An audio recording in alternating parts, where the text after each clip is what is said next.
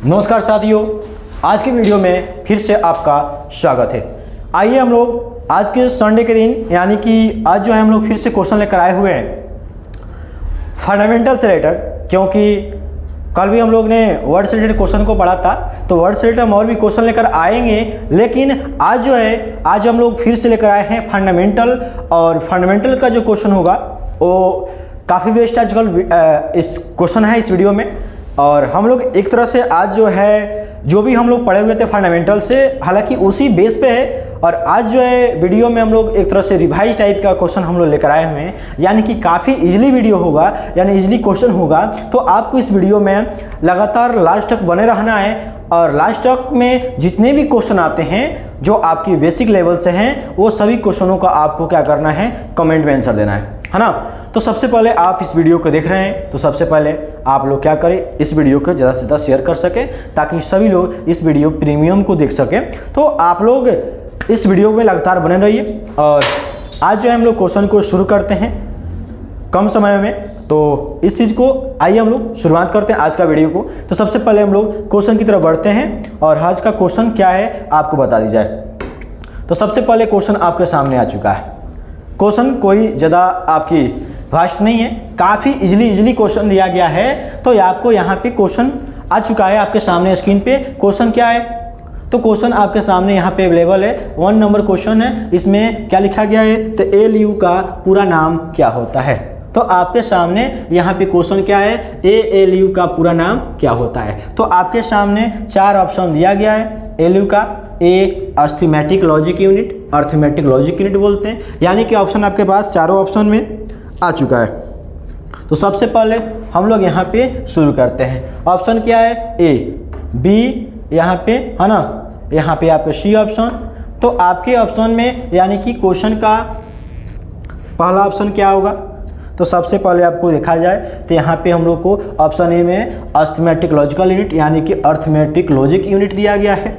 B number जो question है इसमें है arithmetic large unit, arithmetic large unit दिया गया है। सी नंबर में है arithmetic log unit, arithmetic long unit है। और यहाँ पे डी नंबर ऑप्शन जो दिया गया है इसका क्या लिखा गया है, तो उपयुक्त सभी। यानी 1 नंबर क्वेश्चन को ALU, हालांकि क्वेश्चन किससे है तो CPU अगर आप पढ़े होंगे इस क्वेश्चन को आसानी से आप सॉल्व कर सकते हैं। हालांकि क्वेश्चन जो है रिपीट है, हम लोग पहले के वीडियो में इसको देख भी चुके हैं है ना ALU के बारे में। तो ALU अर्थमेटिक लॉजिक यूनिट होता है, यानी कि ऑप्शन ए। पहले ही आपको बता चुके हैं कि आज का जो वीडियो है थोड़ा सा बेसिक लेवल है, यानी कि जो क्वेश्चन हम लोग पढ़े हुए हैं उस क्वेश्चन को ही आज हम लोग लेकर आए हुए हैं। तो इससे आप लोग क्वेश्चन को पढ़ने से पहले सभी लोग ईमानदारी तरीके से क्वेश्चन का सॉल्व करें, यानी को उसका उत्तर आप लोग कमेंट में दें, है ना। ऐसे क्वेश्चन काफ़ी इजीली क्वेश्चन आज हम लोग डाले हुए हैं इस वीडियो में। तो लगातार आप इस वीडियो को देखें और इसको आप खुद से ही इसको आंसर दीजिए। क्वेश्चन आपके सामने आ चुका है, CPU निम्नलिखित में से क्या है। तो आपके सामने क्वेश्चन भी है, ऑप्शन भी है, चिप, बॉक्स, सर्किट, इनमें से कोई नहीं।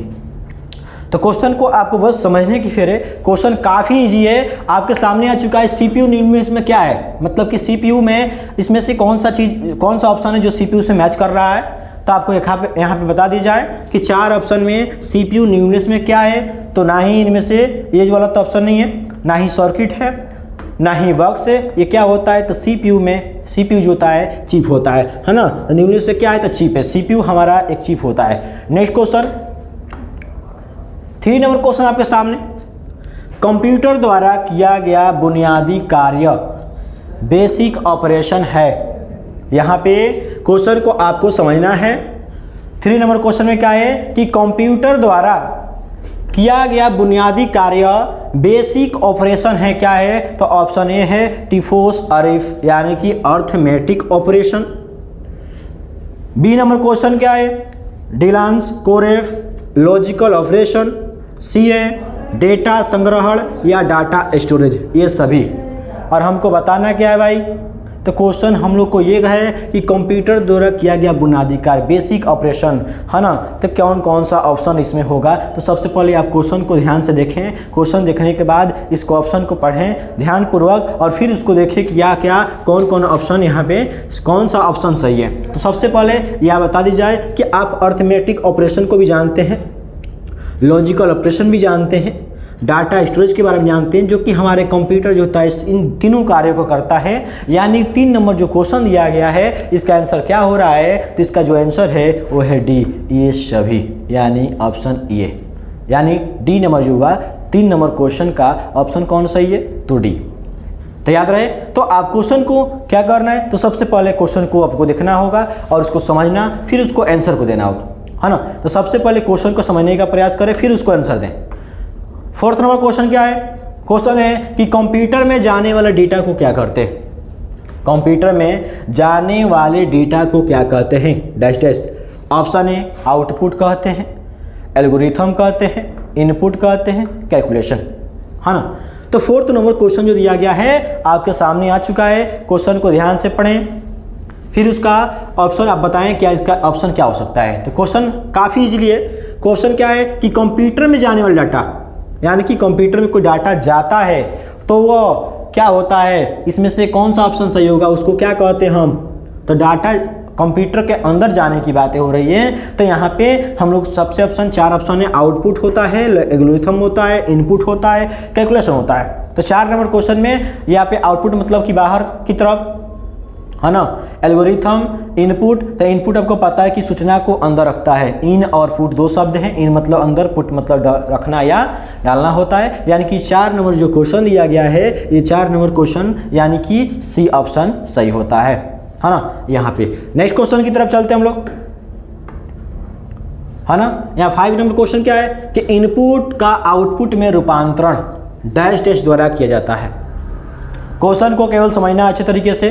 क्वेश्चन अगर आपको समझ में आ गया तो काफ़ी इजी है आपको आंसर देना। तो यहाँ पे क्वेश्चन को समझना क्या है कि इनपुट का आउट में रूपांतरण, मैंने इनपुट डाटा को आउटपुट में क्या करना है, रूपांतरण, यानी कि उसको हम लोग को मतलब कि रूपांतरण डैश डैश द्वारा किया जाता है। किसके द्वारा, peripherals, memory, input dash output unit या सीपीयू के द्वारा। तो आपको बता दें कि कभी भी हमारा जो कंप्यूटर होता है वो किसी भी डाटा को कैसे लेता है, तो इनपुट प्रोसेसिंग आउटपुट के रूप में लेता है। इनपुट यहाँ पे क्या होता है, तो प्रोसेसिंग होता है, और प्रोसेसिंग करने के बाद, प्रोसेसिंग हो जाने के बाद वो क्या करता है, तो यहाँ पे आउटपुट के रूप में कार्य करता है। यानी कि हमारे कंप्यूटर पहले सूचनाओं को लेता है, लेने के बाद उसको प्रोसेस करता है, यानी कि सॉल्व करता है, और सॉल्व करने के बाद क्या करता है, तो उसको आउटपुट करता है। यानी 5 नंबर क्वेश्चन का जो आंसर हुआ वो होता है हमारा क्या चीज़, सीपीयू होता है। 5 नंबर क्वेश्चन का आंसर सीपीयू हुआ, यानी कि इनपुट लेकर फिर आउटपुट करना किसका काम होता है, तो सीपीयू का कार्य होता है। क्योंकि सीपीयू से आपको ही पता है कि सीपीयू से बहुत सारे हमारे डिवाइसें होती है, इनपुट डिवाइसें हों, चाहे इनपुट आउटपुट डिवाइसें हों या स्टोरेज डिवाइस हो, ये किससे कनेक्ट रहता है, तो हमारे सीपीयू से होता है ना, जिसे हम लोग कंप्यूटर का ब्रेन के नाम से भी जानते हैं, है ना। तो सीपीयू यानी 5 नंबर क्वेश्चन का जो आंसर होता है वो क्या हुआ, तो डी नंबर ऑप्शन होता है। नेक्स्ट क्वेश्चन आपके सामने 6 नंबर क्वेश्चन क्या है, कंप्यूटर क्या है ना। आपको शुरू से ही बताते आ रहा हूँ कि आपको जो आज का वीडियो है काफ़ी बेसिक वीडियो है, और क्वेश्चन जो होगा काफ़ी रिपीटली क्वेश्चन इसमें आएगा। इस वीडियो में आपको करना क्या है कि आपको आंसर देना है। सबसे पहले हमारे आंसर देने से पहले आप लोग आंसर दीजिए कि इसका आंसर क्या होता है ना।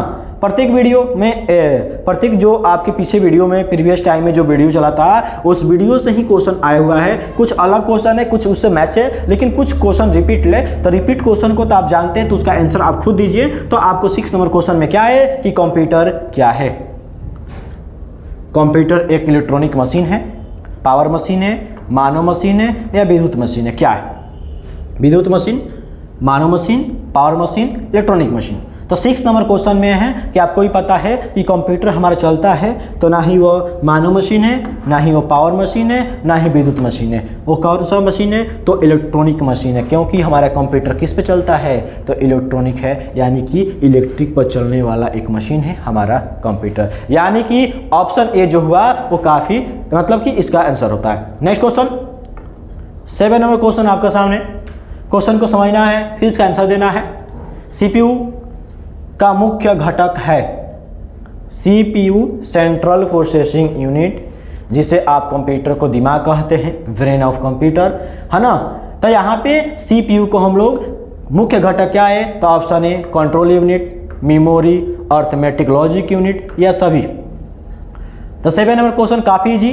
तो यहाँ पे CPU का मुख्य घटक control unit, memory, arithmetic logic unit, ये सभी। तो CPU में जो होता है मुख्य घटक क्या है, तो CPU हमारा कंट्रोल यूनिट का भी कार्य करता है, हमारे CPU में मेमोरी भी होता है जो डाटा को स्टोर करता है, हमारा CPU में अर्थमेटिक लॉजिक यूनिट भी होता है। यानी कि हमारे ऑप्शन तीनों है, यानी कि CU, MU और ALU, ये तीनों हमारा ऑप्शन दिया हुआ है। यानी 7 नंबर क्वेश्चन का ऑप्शन तीनों हुआ, यानी कि डी नंबर जो ऑप्शन हुआ ये हमारा सही आंसर होता है, ये सभी। क्योंकि तीनों पार्ट आप देख रहे हैं यहाँ कहाँ होता है, तो हमारे CPU में होता है ना, सेंट्रल प्रोसेसिंग यूनिट में। नेक्स्ट क्वेश्चन 8 नंबर क्वेश्चन आपके सामने, कंप्यूटर का नियंत्रक भाग कहलाता है।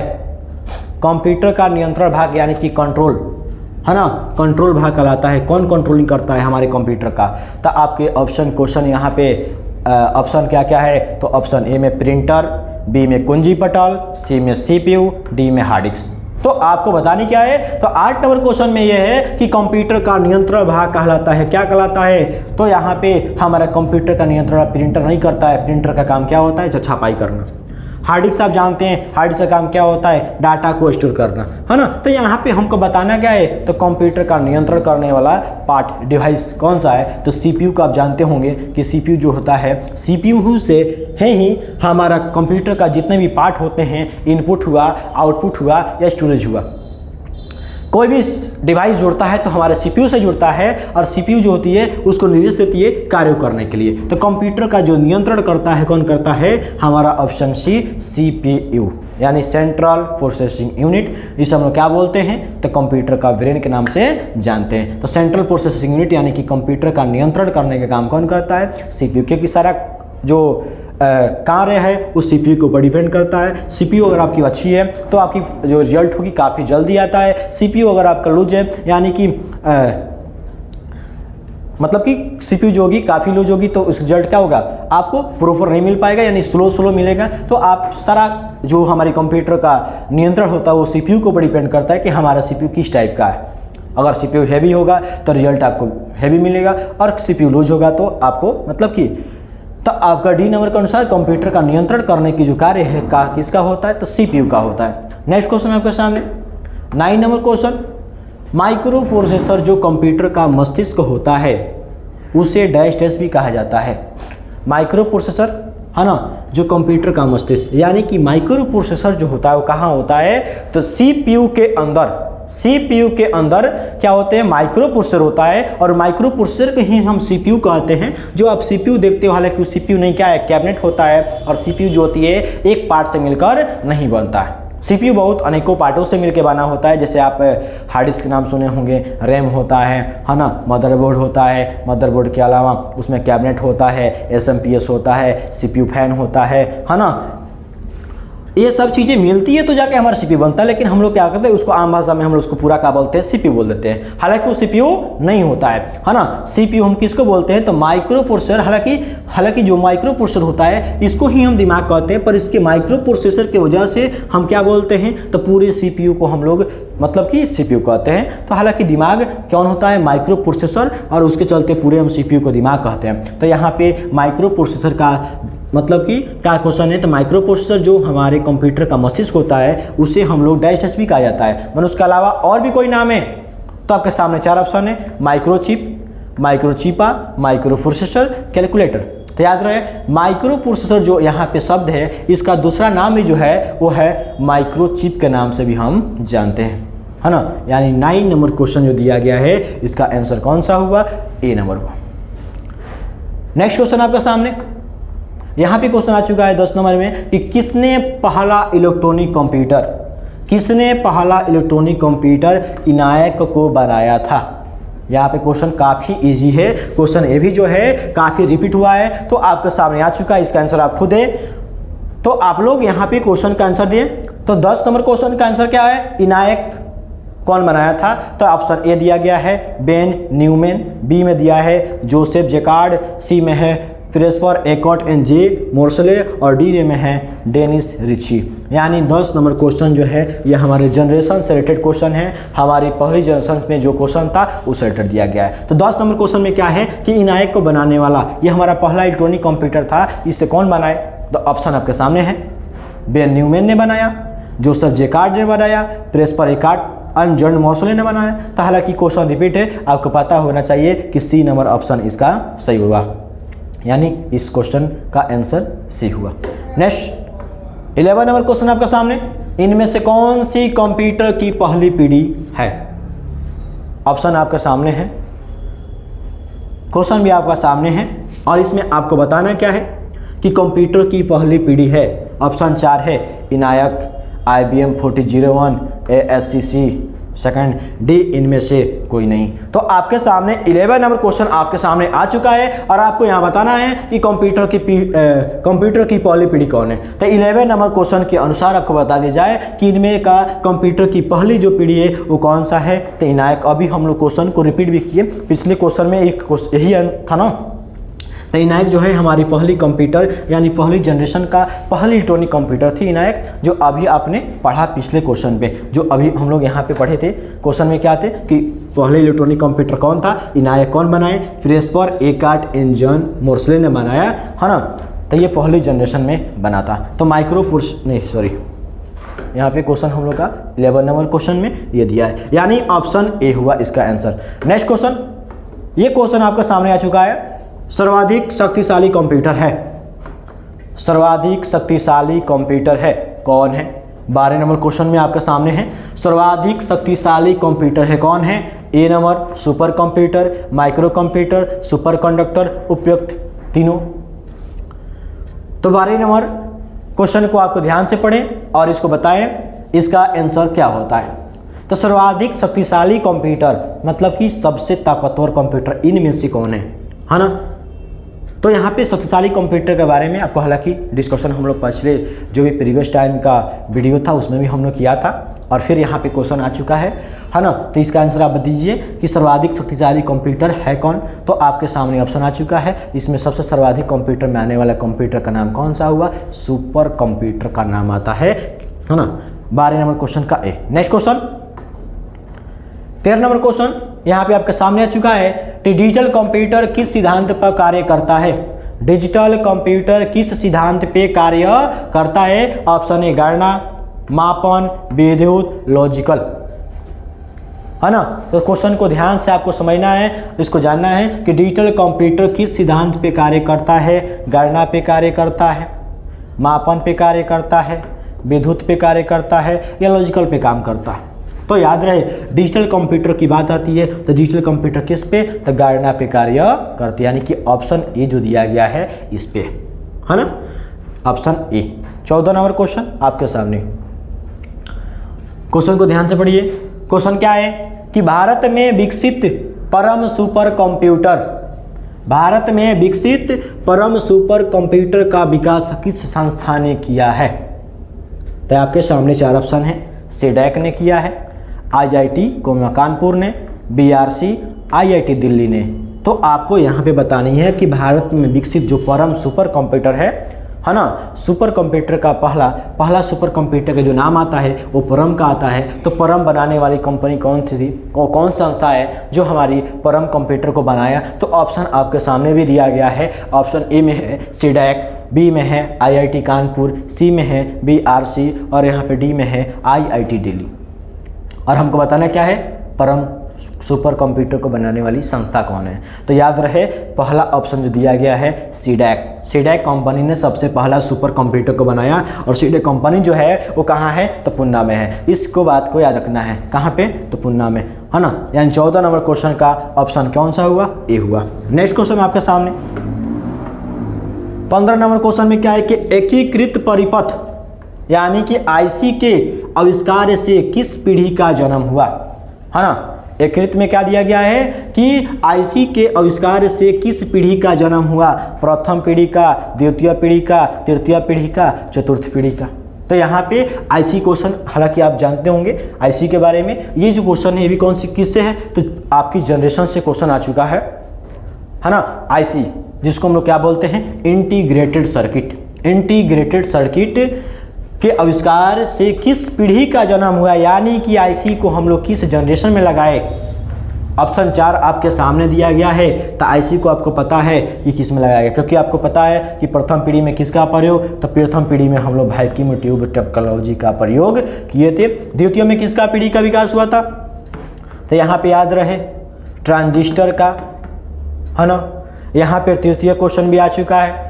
तृतीय ऑप्शन क्या है, तो इसमें हम लोग अभी जो क्वेश्चन है आईसी इंटीग्रेटेड सर्किट, और चतुर्थ में भी क्या है, तो यहाँ पे हम लोग एसआई का भी प्रयोग किए थे, है ना, एसआई, है ना। यहाँ पे 4 ऑप्शन आपके सामने हैं। 15 नंबर क्वेश्चन का क्या है, तो हम लोगों को बताना है क्या चीज़, आईसी के वजह से किस पीढ़ी का जन्म हुआ। तो आपको याद रहे तृतीय नंबर जो ऑप्शन दिया गया है, यानी कि सी नंबर जो ऑप्शन दिया है, यानी कि थर्ड जनरेशन का जो विकास हुआ वो किसके वजह से हुआ है, तो आईसी के वजह से। आईसी बना तो आईसी लगने से ही तृतीय पीढ़ी का निर्माण हुआ, है ना। तो यह आपके पास 4 ऑप्शन है। प्रथम पीढ़ी में किसका प्रयोग, वैक्यूम ट्यूब टेक्नोलॉजी, है ना। द्वितीय में किसका, तो ट्रांजिस्टर का। तृतीय में किसका, तो आईसी का। और चौथा में किसका, एसआई, है ना। तो आपके सामने क्वेश्चन आ गया, इसका ऑप्शन क्या होता है, सी नंबर ऑप्शन सही हुआ। 15 नंबर क्वेश्चन का आंसर सी हुआ, इस चीज को जानना है। 16 नंबर क्वेश्चन आपके सामने है, प्रथम पीढ़ी के कंप्यूटर में मुख्य इलेक्ट्रॉनिक घटक। अभी आपके जस्ट हम लोगों ने 15 नंबर क्वेश्चन को सॉल्व किया, उसमें आपको बता दी भी दिए कि पहली जनरेशन में किसका प्रयोग किया गया। तो आपके सामने क्वेश्चन भी आ चुका है ना, कि प्रथम पीढ़ी के कंप्यूटर में मुख्य इलेक्ट्रॉनिक घटक है। अभी हम लोगों ने चारों जनरेशन के चारों पीढ़ी के बारे में हम आपको बता दिए हैं जनरेशन में, कि किस जनरेशन में किसका प्रयोग किया गया था। तो 16 नंबर क्वेश्चन आपके सामने आ चुका है कि प्रथम पीढ़ी के कंप्यूटर में मुख्य, यानी कि प्रथम पीढ़ी में किसका प्रयोग किया गया था, किसके वजह से प्रथम पीढ़ी बना। तो आपके सामने 4 ऑप्शन है, ट्रांजिस्टर के वजह से, इंटीग्रेटेड सर्किट यानी आईसी की वजह से, बॉल यानी कि निर्वात ट्यूब के वजह से, या इनमें से कोई, है ना। तो आपको याद रहे कि ट्रांजिस्टर का यूज किस में हुआ है, तो सेकेंड जनरेशन में, है ना। इंटीग्रेटेड सर्किट यानी कि आईसी का जो विकास हुआ है, आईसी का प्रयोग किस जनरेशन में किया गया है, तो थर्ड जनरेशन में। तब जो निर्वात ट्यूब होता है इसको हम लोग वैक्यूम ट्यूब कहते हैं, हिंदी में इसको निर्वात ट्यूब, निर्वात नलिया कहा जाता है ना। इसको हम लोग इंग्लिश में वैक्यूम ट्यूब कहते हैं। यानी कि सी नंबर ऑप्शन के अनुसार ये क्वेश्चन, ये ऑप्शन सी ऑप्शन जो हुआ हमारा क्या हुआ, सही हुआ। यानी कि 16 नंबर क्वेश्चन से ये हमारा आंसर हुआ। क्लियर। नेक्स्ट क्वेश्चन की तरफ बढ़ते हैं हम लोग। ये क्वेश्चन आपके सामने आ चुका है, काफी क्वेश्चन इजी है, कि निम्नलिखित में से किसे कंप्यूटर का पितामह कहा जाता है। यहाँ पे पिता की बात आ गई है। क्वेश्चन आपको हम लोग पहले वीडियो से भी इस क्वेश्चन को रिपीट किया गया है, क्योंकि हम लोग कंप्यूटर पढ़ रहे हैं तो इनके बारे में जानना काफ़ी ज़रूरी है। इसके विस्तार में इनके बारे में मैंने पहले वीडियो में भी बता चुका हूँ। फंडामेंटल की पहली वीडियो में शायद ये होगा कि कंप्यूटर का पितामह कहा जाता है किनको कंप्यूटर का जनक कहा जाता है, कंप्यूटर का फादर कहा जाता है। तो आपके सामने 4 ऑप्शन आ चुका है, Herman Hollerith, Charles Babbage, Joseph Jacquard, Blaise Pascal. तो आपके सामने यहाँ पे क्वेश्चन आ चुका है ना, D number question Blaise Pascal.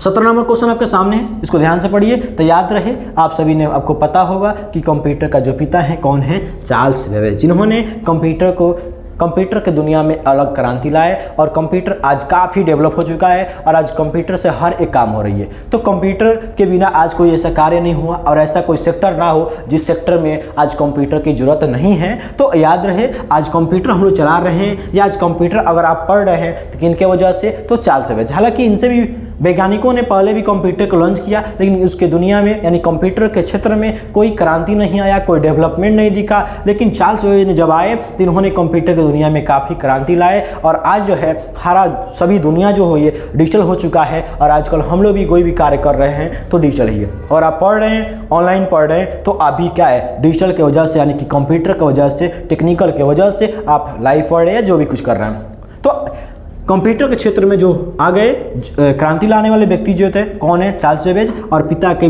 रूप में इनको माना जाता है चार्ल्स बैबेज को। नेक्स्ट क्वेश्चन 18 नंबर क्वेश्चन आपके सामने, इंटीग्रेटेड सर्किट चिप का विकास किसने किया है। आईसी चिप का विकास किसने किया है। क्वेश्चन यहाँ पे आ चुका है, आईसी का विकास किसने किया। यहाँ पे इंटीग्रेटेड सर्किट चिप की बात हो रही है। तो आपको सामने 4 ऑप्शन है, C V Raman, Charles Babbage, Robert Noyce ने, जेम्स किल्बी ने, है ना यहाँ पे। और यहाँ पे ई नंबर क्वेश्चन में क्या है कि इनमें से कोई नहीं। तो आईसी के बारे में आपको बताना है ना। तो आईसी के बारे में इंटीग्रेटेड सर्किट कौन, तो आपके सामने बताया गया है कि सीवी रमन एक जो है फिजिक्स के वैज्ञानिक भी रहे, है ना। इन्होंने रोमन प्रकाश के बारे में भी बताया है, इनको नोबेल पुरस्कार भी मिला है। तो ये भौतिक से इनका, है ना, कनेक्शन ज़्यादा है सीवी रमन, तो ये फिजिक्स से रिलेटेड हो गया। अब आ गया डी नंबर क्वेश्चन में क्या आ गया, चार्ल्स बेबेज। चार्ल्स बेबेज कौन है, तो कंप्यूटर के पिता हैं, है ना। रॉबर्ट नायक, जेम्स किल्बी ने। सी नंबर क्वेश्चन, तो आपको बताया जाए कि आईसी का जो विकास किए वो कौन किए हैं, जेएस किल्बी जो व्यक्ति थे, इन्होंने ही कब, है ना, इसको इंटीग्रेटेड सर्किट आईसी का विकास किए इन्होंने, है ना। तो ये आईसी का विकास इन्होंने किया, जेएस किल्बी ने। और जेएस किल्बी ने आईसी को बनाया, तो आईसी बना तो थर्ड जनरेशन का निर्माण हुआ, है ना। इनके वजह से थर्ड जनरेशन बना और काफ़ी आईसी के लगने से थर्ड जनरेशन की जो कंप्यूटर थी काफ़ी आकार में छोटा हुआ और उसके कंप्यूटर की जो गति थी वो काफ़ी क्या हुई, बढ़ी, है ना। कंप्यूटर की जो गति थी तेज हो गया। 18 नंबर क्वेश्चन का option C number. Next question 19 number question आपके सामने, गणना संयंत्र एबाकस का आविष्कार किस देश में हुआ था। क्वेश्चन काफ़ी ईजी है, अगर आप कंप्यूटर पढ़े हों तो काफ़ी क्वेश्चन के बारे में जरूर बताया गया होगा कि गणना संयंत्र एबाकस का आविष्कार किस देश में हुआ है, भारत में, चीन में, अमेरिका में, यूनान में। यहाँ पे क्वेश्चन है गणना संयंत्र एबाकस का आविष्कार किस देश में हुआ, है ना। एबाकस के बारे में, तो एबाकस जो हुआ, एबाकस का आविष्कार आपको बता दी जाए कि जो चीन है इस देश में ही इसका निर्माण हुआ था, है ना। ये जो थी क्या था, एबाकस क्या था, तो एक काउंटिंग डिवाइस मशीन था, गणना करने का कार्य करता था, है ना। ये काउंटिंग डिवाइस मशीन था एबाकस, इसका आविष्कार चीन में हुआ था। यानी कि 19 नंबर क्वेश्चन का जो आंसर हुआ ये क्या होता है, बी होता है। नेक्स्ट क्वेश्चन आपके सामने 20 नंबर क्वेश्चन क्या है कि प्रथम पीढ़ी के कंप्यूटर में दोष था। क्वेश्चन काफी इजी आपके सामने आ चुका है। क्वेश्चन क्या है कि प्रथम पीढ़ी के कंप्यूटर में दोष था, क्या था। ऑप्शन ए छोटा आकार था, बड़ा आकार था, ऊष्मा की उत्पत्ति नहीं होना, डी नंबर 2 तथा 3। यहाँ पे क्वेश्चन क्या है कि प्रथम पीढ़ी के कंप्यूटर में दोष क्या था, है ना। तो आपको बताया कि प्रथम पीढ़ी के जो कंप्यूटर थी यानी कि जो फर्स्ट जनरेशन था वो कंप्यूटर काफ़ी बड़ा था, है ना। तो सबसे बड़ा का इसका दोष जो था क्या था, बड़ा आकार का होना इस कंप्यूटर का दोष था। क्योंकि सबसे बड़ी कंप्यूटर की अगर बात की जाती है तो हमारा पहला कंप्यूटर उदाहरण में आता है ना, जिसमें हम लोगों ने वैक्यूम ट्यूब लगाकर कंप्यूटर को बड़ा बनाया। तो हमारा की हालांकि बात ये भी था कि बड़ा होने का रीजन ये भी था कि फर्स्ट टाइम का हमारा एक इलेक्ट्रॉनिक कंप्यूटर था, क्योंकि पहले जनरेशन के पीछे जो भी बना वो इलेक्ट्रॉनिक कंप्यूटर नहीं था, है ना। लेकिन इलेक्ट्रॉनिक कंप्यूटर जो बना वो काफ़ी पहला जनरेशन का कंप्यूटर काफ़ी बड़ा हुआ, उसका आकार जो था काफ़ी बड़ा रहा, यानी ऑप्शन बी। नेक्स्ट क्वेश्चन आपके सामने 21 नंबर क्वेश्चन आपके सामने आ चुका है। क्वेश्चन क्या है कि तृतीय पीढ़ी के कंप्यूटर में मुख्य घटक है, तृतीय पीढ़ी के कंप्यूटर में क्या लगाया गया था, है ना। 21 नंबर क्वेश्चन आपके सामने है, तृतीय पीढ़ी के कंप्यूटर में मुख्य घटक। फिर से क्वेश्चन यह रिपीट हो चुका है, इसका आंसर आप खुद दें कि तृतीय पीढ़ी में कौन से कंप्यूटर का मुख्य था, क्या लगाया गया था। 21 नंबर क्वेश्चन आपके सामने, ऑप्शन भी आपके सामने है, क्वेश्चन को पढ़ रहा है, आंसर देना है। तो हालांकि क्वेश्चन रिपीट हो चुका कई बार। ऑप्शन है electron, tube, transistor, integrated circuit, LSI। तो तृतीय पीढ़ी में आपको पता होना चाहिए इंटीग्रेटेड सर्किट यानी कि IC का यूज किया गया था। थर्ड जनरेशन का मुख्य घटक क्या था, IC था, है ना। जिसका IC का विकास कब हुआ था, तो IC का जो विकास हुआ था 1958 में, हाँ 1958 में IC का विकास कौन किए थे, तो JS किल्बी, है ना। JS किल्बी ने किए, कब 1998 में किया। और तब जाके क्या हुई, थर्ड जनरेशन की कंप्यूटर में IC को लगाया गया, तब जाके हमारे कंप्यूटर में काफ़ी भारी बदलाव हुआ। 22 नंबर क्वेश्चन आपके सामने, टेलीविजन के आकार का कंप्यूटर निम्नलिखित में से कौन होता है ना। क्वेश्चन को काफ़ी इजी समझेंगे। टेलीविजन आप समझ रहे होंगे कि टेलीविजन का आकार कैसा था, तो टेलीविजन का आकार कंप्यूटर के निम्नलिखित में से कौन होता है, प्रकाशीय होता है, माइक्रो होता है, सुपर मिनी होता है, मेन फ्रेम होता है, क्या होता है।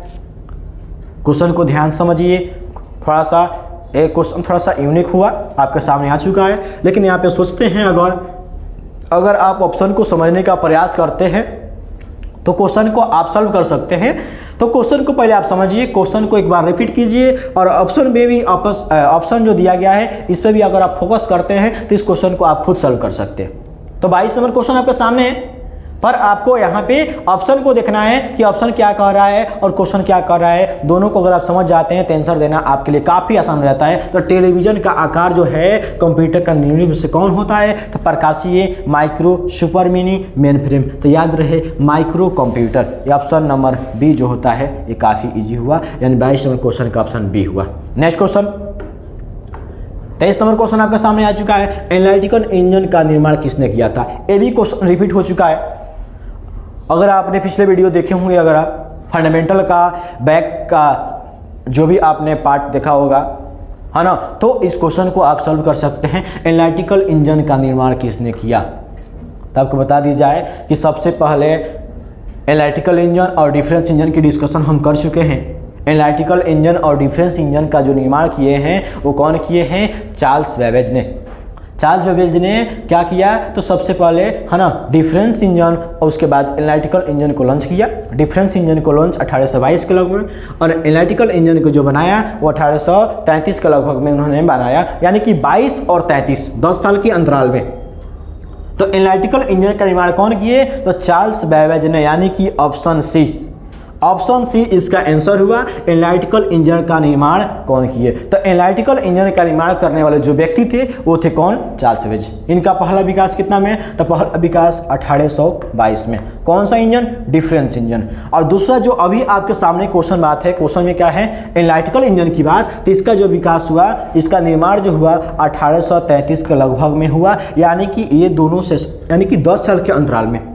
तो यहाँ पे चार्ल्स बेबेज ने पहली जनरेशन के पहले विकास में इन्होंने क्या हुए? फेल हो गए थे, यानी कि 1822 में जो डिफरेंस इंजन बनाए वो उसमें सक्सेस इनको नहीं मिली।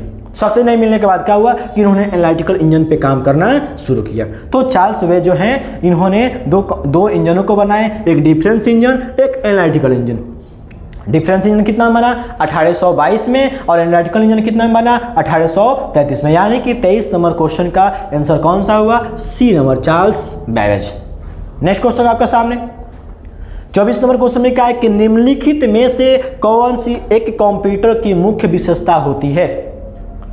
आपको क्वेश्चन को समझिए, है ना, थोड़ा सा क्वेश्चन को समझिए, ऑप्शन पे भी देखिए और फिर इसका आंसर आप दीजिए।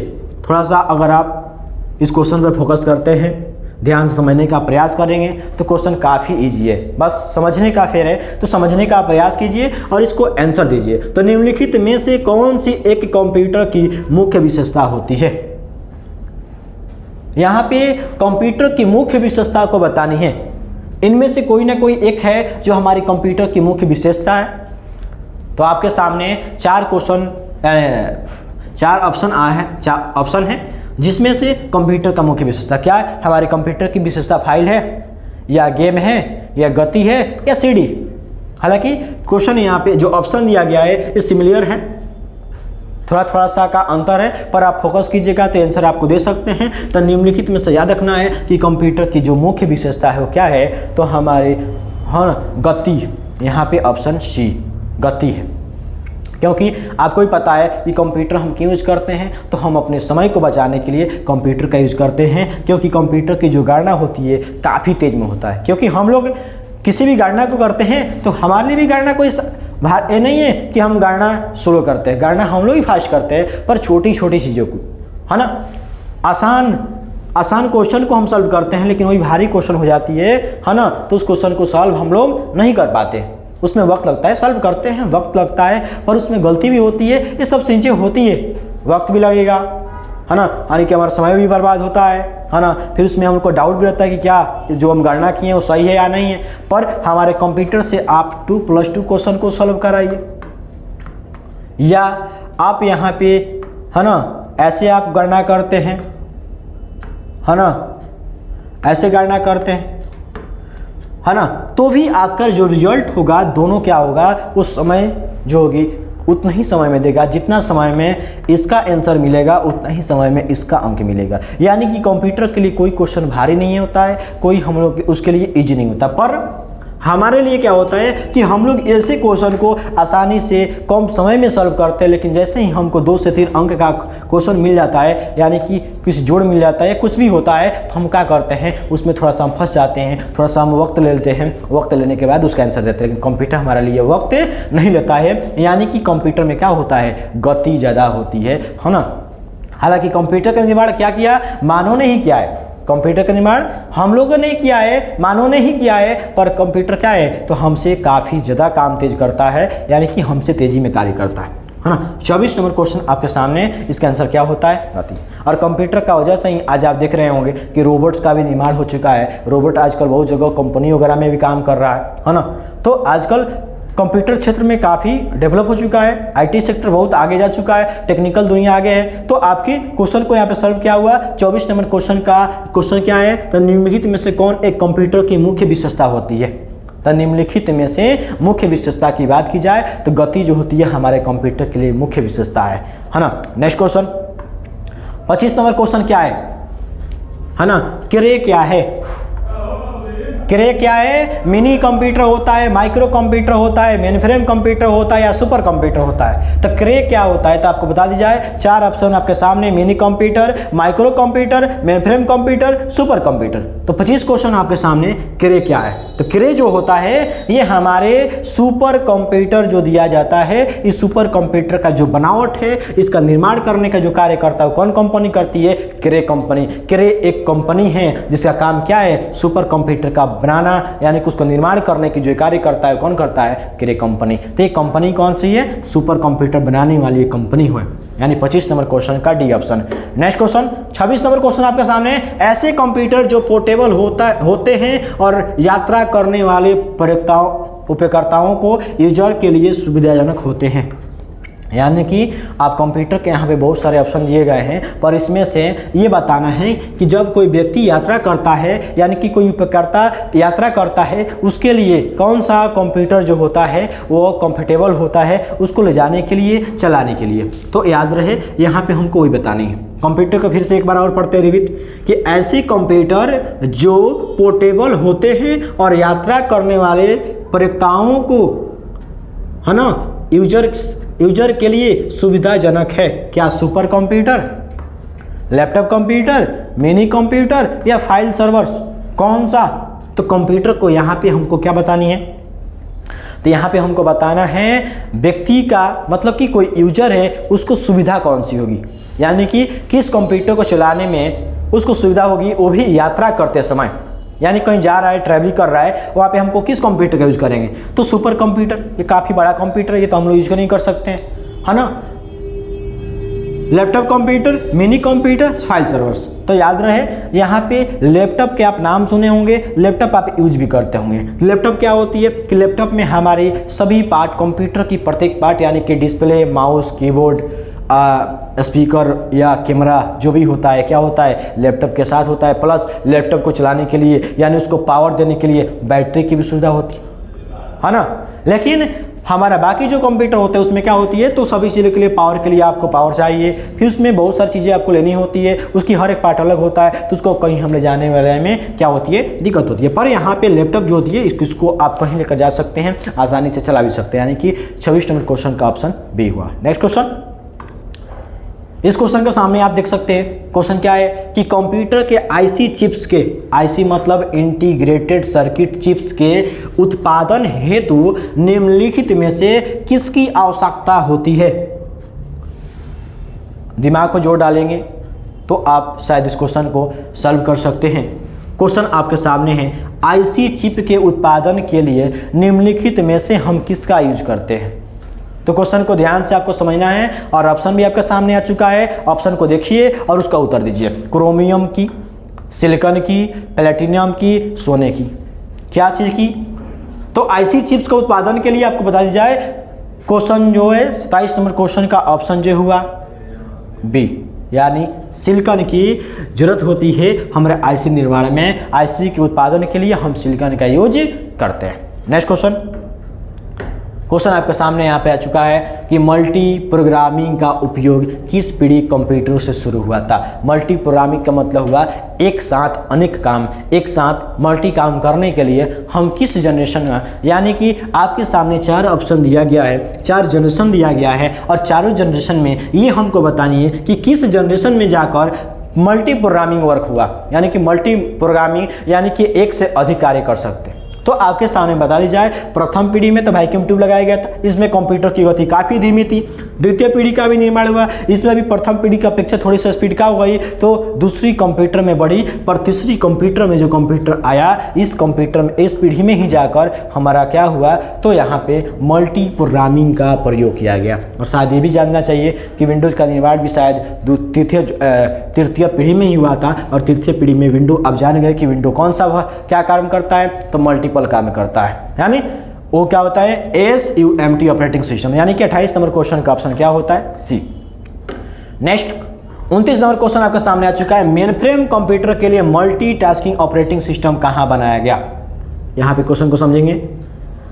मेनफ्रेम कंप्यूटर आप जानते होंगे, मेनफ्रेम कंप्यूटर क्या होता है, तो मेनफ्रेम कंप्यूटर के लिए मल्टीक्स ऑपरेटिंग सिस्टम कहाँ बनाया गया था। यहाँ पे कहाँ बनाया गया था इस बात को बताना है।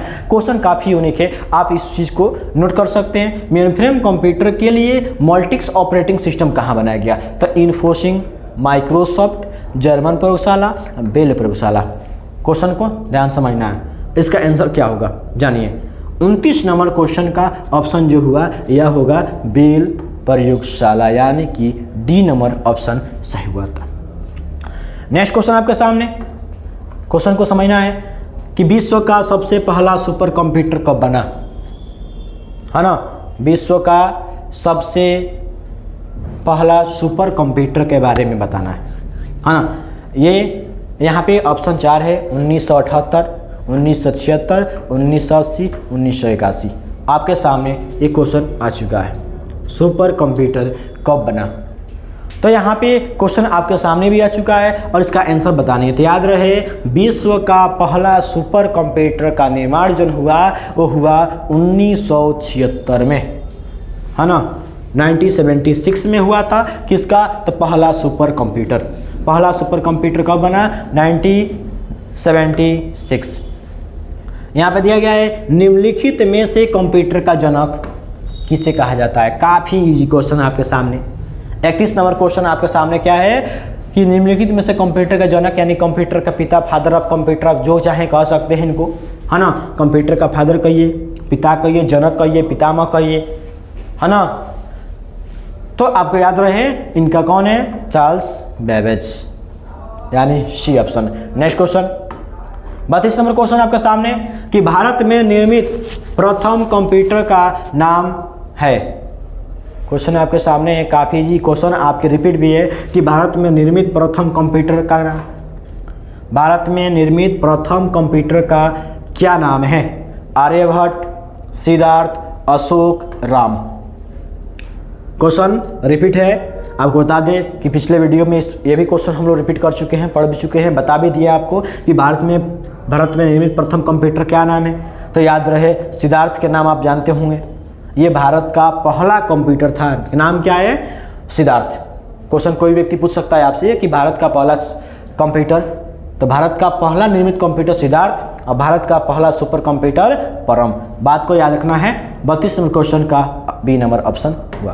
33 नंबर क्वेश्चन आपके सामने, सबसे तेज कंप्यूटर होता है, सबसे तेज कंप्यूटर के बारे में बता रहा है। तो हालांकि क्वेश्चन ये भी रिपीट है आपके सामने, सबसे तेज कंप्यूटर, सबसे बड़ा कंप्यूटर, है ना। ये क्वेश्चन कौन सी कंप्यूटर होती है, तो आपके सामने ऑप्शन है mini computer, super computer, micro computer, mainframe computer. तो सबसे तेज कंप्यूटर के बारे में हम लोग को जान लेना है। तो आपको बता दी जाए, हम लोग की पिछली वीडियो में भी किए हुए हैं, है ना, कि सबसे तेज कंप्यूटर चलने वाले की बात की जाए तो सुपर कंप्यूटर है, जिसका यूज बहुत से यूनिक वर्क में किया जाता है, महत्वपूर्ण कार्यों में किया जाता है, जैसे मौसम विभाग की जानकारी के लिए, है ना। इसका ही हम लोग यूज करते हैं सुपर कंप्यूटर का।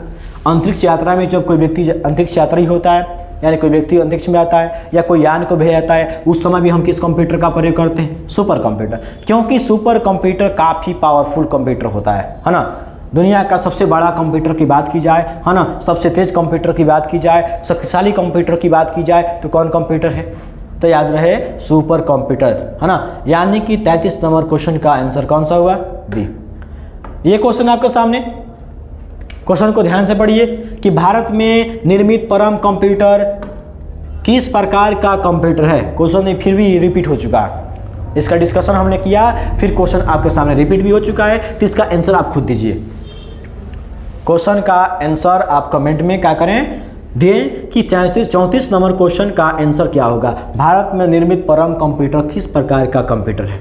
ऑप्शन ए है mini computer, micro computer, super computer, mainframe computer. तो 34 नंबर क्वेश्चन का आंसर जो हुआ ये क्या होता है? तो सुपर कंप्यूटर, यानी सी ऑप्शन हुआ।